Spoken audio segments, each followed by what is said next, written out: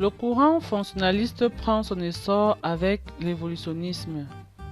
De l'anglais Darwin, 1809 à 1882, qui dans son livre intitulé L'origine de l'espèce en 1859 émet l'hypothèse selon laquelle les espèces voisines descendant d'une même souche ancestrale et leur différenciation s'est faite par l'adaptation aux conditions de l'environnement.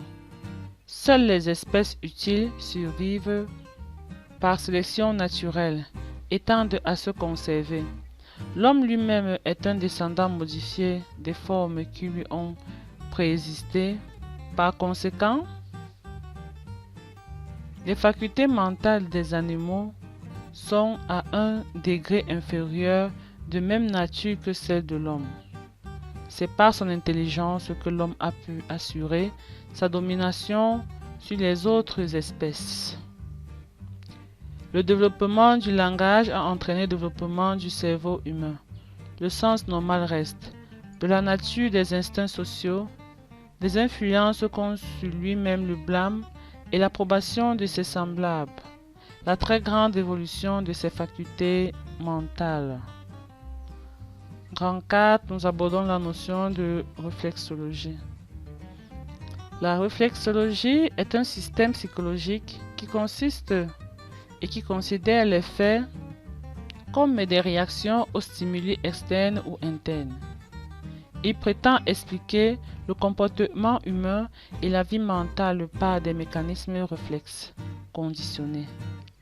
La réflexologie a été fondée par Bechterew 1857 à 1927 à partir des travaux de Pavlov, dont il fut le disciple. Petit 1. Le conditionnement pavlovien ou classique ou répondant. Ici, le conditionnement classique est le procédé d'acquisition par lequel un stimuli neutre à l'origine est apparié à un stimuli absolu ou qui produit une réponse, jusqu'à ce que le stimuli neutre produise le même type de réponse. Petit 2. Le conditionnement instrumental ou skinnérien, ou des types de ou opérants.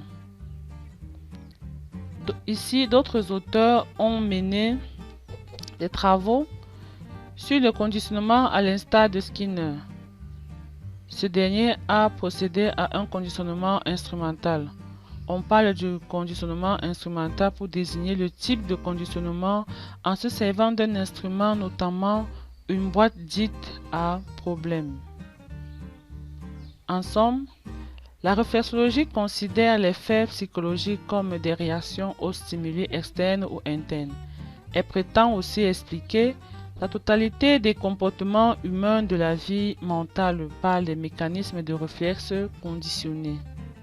Avec la réflexologie, la psychologie entre résolument dans l'ère de l'observation objective.